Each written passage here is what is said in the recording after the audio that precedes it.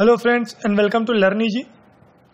दोस्तों, भारत के महत्वपूर्ण गवर्नर जनरल और वायसराय की सीरीज के इस वीडियो में हम बात करेंगे उन गवर्नर जनरल्स की जिनको हमने बीच में पॉज किया था, जिनको हमने स्किप किया था, क्योंकि हमने जो वरीयता दी थी वो एग्जाम्स की दृष्टि से जो ज़्यादा महत्वपूर्ण गवर्नर जनरल्स थे उनको दी थी। और उसी वरीयता में आज हम बात करेंगे मुख्य रूप से Charles Metcalfe, Lord Auckland, Lord Ellenborough और लॉर्ड हार्डिंग की। इन चार गवर्नर जनरल्स की बात हम इस वीडियो में आज करने वाले हैं। और इसके पहले हमने लॉर्ड विलियम बेंटिक और बहुत से प्रमुख गवर्नर जनरल्स की चर्चा की है। तो अगर आपने, जिसमें Lord William Bentinck, Lord Dalhousie, Lord Latin और लॉर्ड रिपन भी शामिल हैं, तो अगर आपने नहीं देखे हैं तो उनकी लिंक आप इस वीडियो के डिस्क्रिप्शन में जाकर प्राप्त कर सकते हैं और वहां से देख सकते हैं। तो ये शुरू करते हैं और बात करते हैं सबसे पहले चार्ल्स मेटकाफ की। चार्ल्स मेटकाफ का जो कार्यकाल रहा वो 1835 से लेकर 1836 तक रहा। 1835 से 1836 तक चार्ल्स मेटकाफ का कार्यकाल था। और इस कार्यकाल में, मतलब चार्ल्स मेटकाफ के कार्यकाल में जो मुख्य बातें रही तो वो ये थी कि 1835 ईस्वी में जो प्रेस एक्ट पारित हुआ था वह चार्ल्स मेटकाफ के कार्यकाल में पारित हुआ था। और समाचार पत्रों से सभी प्रतिबंध चार्ल्स मेटकाफ के द्वारा हटा दिए गए थे। समाचार पत्रों से सभी प्रतिबंध जो है वो चार्ल्स मेटकाफ के द्वारा हटा दिए गए थे। इसी कारण इसको प्रेस का मुक्तिदाता कहा जाता है। चार्ल्स मेटकाफ को प्रेस का मुक्तिदाता कहा जाता है। जो एग्जाम्स के लिए पॉइंट बनता है वो यहाँ पर दो है कि 1835 में जो समाचार पत्रों से प्रतिबंध हटाया गया, किसके द्वारा हटाया गया, प्रेस एक्ट पारित किसके द्वारा किया गया। और एक सवाल यह बनता है कि प्रेस का मुक्तिदाता किसे कहा जाता है। तो ये चार्ल्स मेटकाफ के कार्यकाल की मुख्य विशेषता थी जो कि एग्जाम्स के लिए महत्वपूर्ण है। अब बात करते हैं लॉर्ड ऑकलैंड की। लॉर्ड ऑकलैंड का जो कार्यकाल रहा वो 1836 से लेकर 1842 ईस्वी तक रहा। 1836 से 1842 ईस्वी तक इसके कार्यकाल में प्रथम आंग्ल अफगान युद्ध हुआ जो कि 38 से लेके 1842 तक चला। 1838 से लेके 1842 तक, यहां पर ये बीच में 5 एक्स्ट्रा लिख गया है। जो प्रथम आंग्ल अफगान युद्ध हुआ वह लॉर्ड ऑकलैंड के कार्यकाल में हुआ। तो ये कार्यकाल की शुरुआत से महत्वपूर्ण पॉइंट था लॉर्ड ऑकलैंड के बारे में। इसके बाद जो युद्ध था ये प्रथम आंग्ल अफगान युद्ध, इस युद्ध में अंग्रेजों की हार हुई और अंग्रेजों को भारी नुकसान उठाना पड़ा।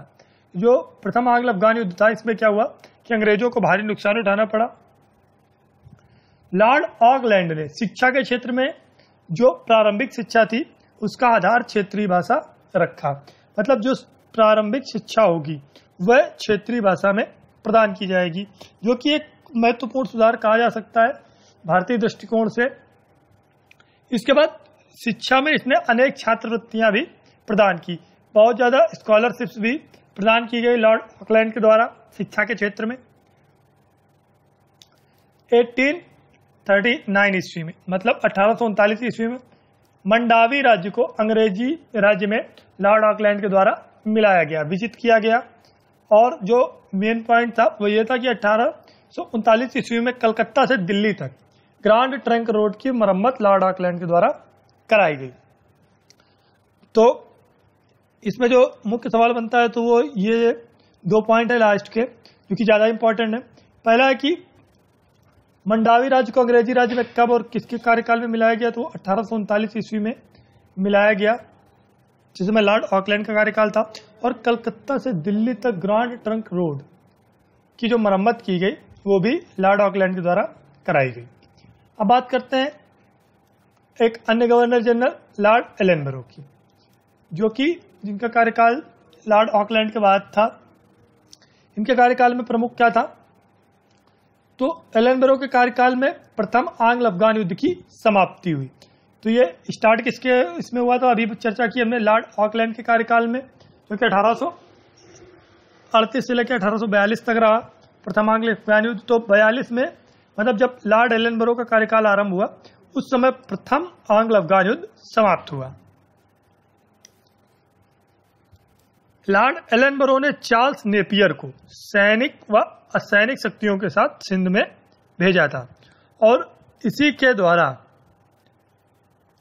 1843 ईस्वी में सिंध अंग्रेजी राज्य में मिला लिया गया था। आगे बात करते हैं। 1843 ईस्वी में ग्वालियर से के सिंधिया ने आत्मसमर्पण किया। मतलब लॉर्ड एलनबरो का जब कार्यकाल था तो लॉर्ड एलनबरो ने अपने कार्यकाल में जो ग्वालियर के सिंधिया थे उनसे आत्मसमर्पण करवाया। तो ये महत्वपूर्ण पॉइंट है कि ग्वालियर के सिंधिया जो थे उन्होंने कब आत्मसमर्पण किया, तो 1843 ईस्वी में किया जब लॉर्ड एलनबरो का कार्यकाल था। एलनबरो का कार्यकाल कुशल आक्रमणीयता की नीति का काल कहा जाता है।